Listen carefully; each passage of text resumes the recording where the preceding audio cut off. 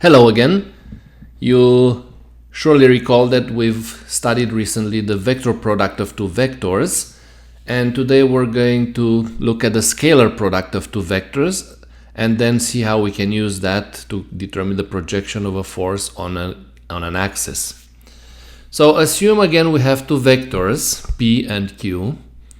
We can then determine the scalar product between P and Q, also known as the dot product. So we can determine P dot Q, and please note the symbol like a big dot between P and Q, which is to differentiate from regular multiplication, which would be just P, Q. The properties of the result of the scalar product is that the scalar product is a scalar, a number, and the magnitude of the scalar product is equal to P times Q times cos theta, which means either the projection of vector Q on P multiplied by the magnitude of P, or vice versa, the projection of vector P on vector Q multiplied by the magnitude of Q. A few properties of the scalar product of two vectors are that it is distributive, it is commutative, and it is also associative with a scalar. So in other words, if R is a scalar, R times P dot Q is the same thing as R times P dot Q. So a very simple concept, I hope, and we're going to now see how we can apply this concept in order to determine the projection of a force on an axis. And we can do so using the dot product, because as you just saw, the dot product, the meaning of dot product is the projection of a vector on another vector. If we consider a system of coordinate axes in 3 dimensions, x, y, and z, and in this 3-dimensional space, we consider a force, a vector, F. Then we can determine the components of F, Fx, Fy, Fz, by multiplying the magnitude of F with the 3-direction cosines respectively.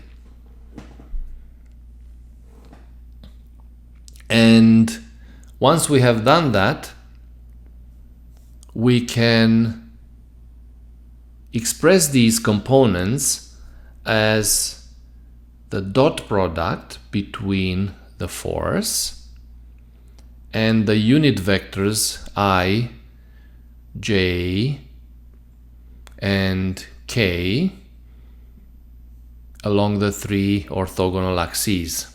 So in other words, Fx, for example, would be equal to F dot I, meaning the projection of F along the x-axis, and in the same fashion Fy and Fz could be expressed as dot products as well.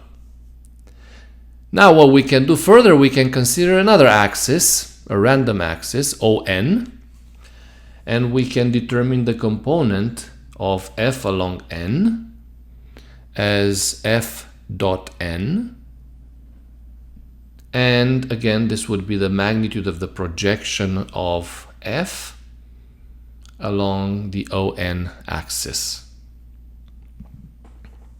So this was the magnitude of the projection, but in order to obtain or to define, to express vector Fn, so the vector that runs along the n-axis, we need to know the unit vector along n, so the direction of n, and then all we have to do is multiply the magnitude of Fn, the projection of F along ON, by the unit vector n, and this can be further expressed as f dot n times n. Now if say n is expressed as alpha I plus beta j plus gamma k, where alpha, beta, and gamma are the direction cosines corresponding to the ON axis, then we can express the magnitude of Fn as the magnitude of f times Li plus mj plus nk, where L, m, and n are the direction cosines of f, dot alpha I plus beta j plus gamma k.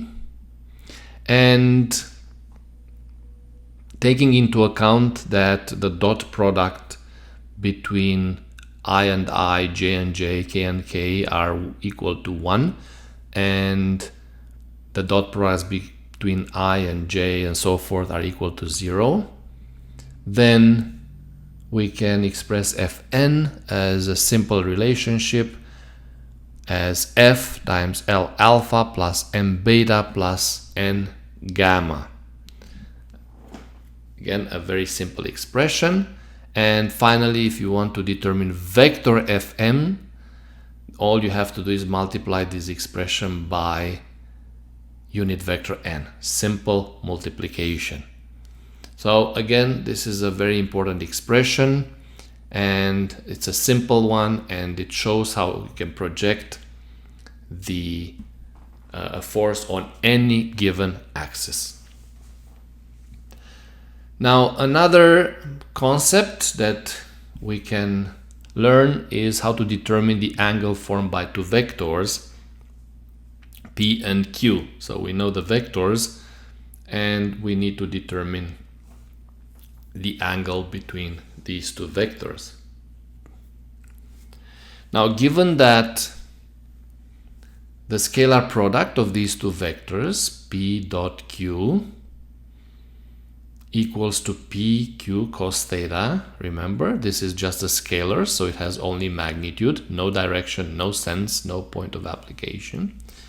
Then you can solve for theta from this expression as equal to cos to negative 1 of P dot Q divided by PQ. And if you wish to expand the dot product at the numerator, then you can express vectors P and Q in Cartesian format, as you can see. And then if you carry out all the multiplications, or actually the dot product multiplications, then the angle theta will be equal to cos to the minus 1 of pxqx plus pyqy plus pzqz divided by p times q. So as you can see, all you need to know is the magnitude or magnitudes of the components of p and q, and then you can easily determine the angle between these two vectors. Another fundamental expression that you need to remember or know how to derive. So thank you very much again for watching this lecture, and I will see you shortly at the next one.